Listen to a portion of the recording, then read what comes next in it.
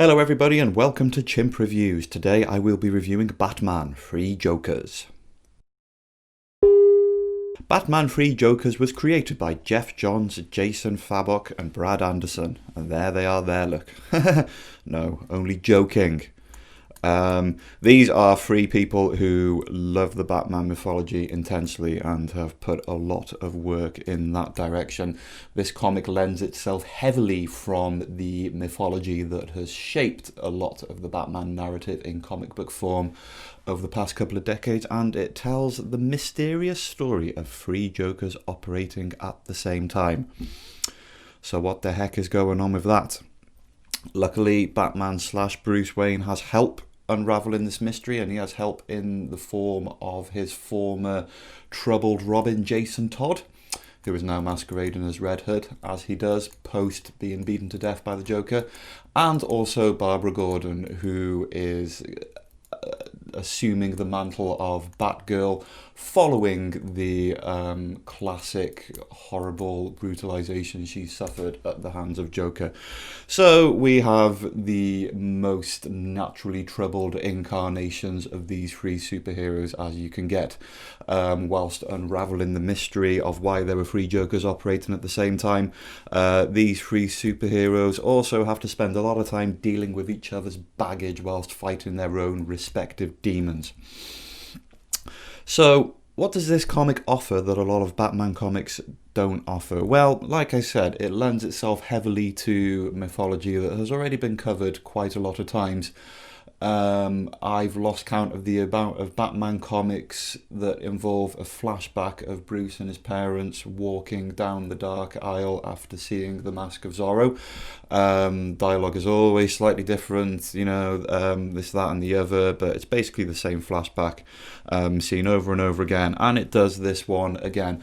But there is a interesting dimension added to that story, which I will not reveal for the purposes of not spoiling the comic for you. And so it goes into that, and you do spend a lot of time kind of going beyond the masks of not just Bruce Wayne but Jason Todd and Barbara Gordon. It's good to see them fighting alongside each other after everything that's happened previous. And it's good to see their relationship very three-dimensional and very troubled and very dysfunctional. There is no smooth linear pathway towards resolution on this, which is arguably the most invigorating element to the story.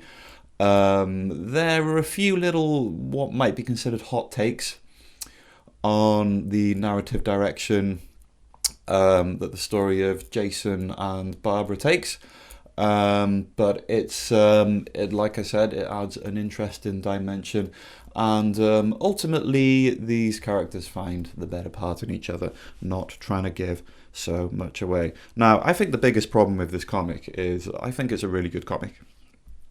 And it plays on some plays on some good ideas, but the problem is that it builds up a very interesting premise that fires up the imagination of a lot of fans and a lot of comic book readers. Why are there three Jokers at the same time? Well, that could be any number of things, I wonder how many people started thinking about multiverses and things like that, which is very well covered in both DC and Marvel.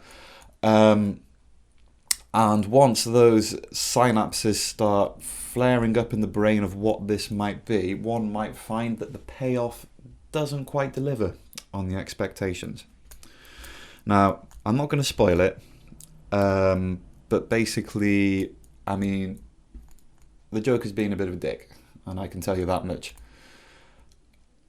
We've read a lot of comics where it all boils down to his maniacal desire to be the kind of, the number one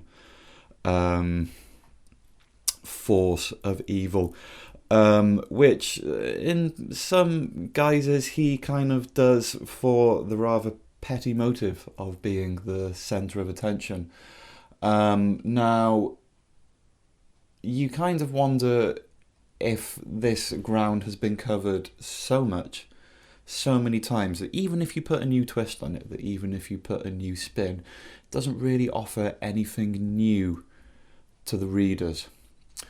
So the resolve, like I said, not trying to spoil too much, the resolve is interesting.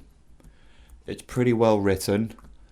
But when the actual motive is clear, there is probably a slightly more down-to-earth approach towards that resolution, which would have made the journey a bit more rewarding. Instead, we have a journey that starts off very mysterious and very interesting and kind of diffuses into something that probably would have better served a different story of this kind. That, my friends, is my extremely pretentious summary. The artwork is amazing. The dialogue is very snappy. There are some very satisfying examples of moral standing, which reminded me a lot of Alan Moore's Killing Joke. You know, Commissioner Gordon, remember what the Joker did to him?